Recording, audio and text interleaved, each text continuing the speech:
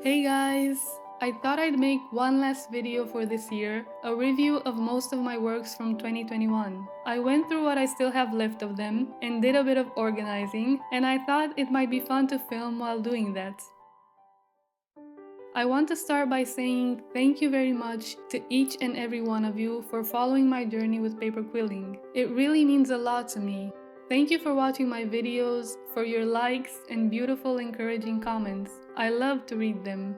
I was not expecting that my channel would get this far and be where it is today. It was definitely way beyond my expectations.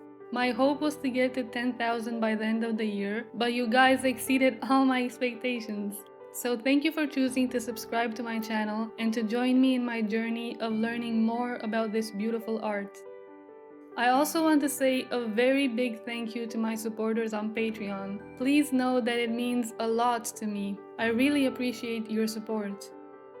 This may have been my most creative year so far, and also probably the year in which I made the most art pieces, whether big or small. It has been a wonderful experience with its ups and downs. Thank you to my family for their constant support behind the scenes. I look forward to continuing this journey of making paper quilling art in the new year too, as much as I'm able to.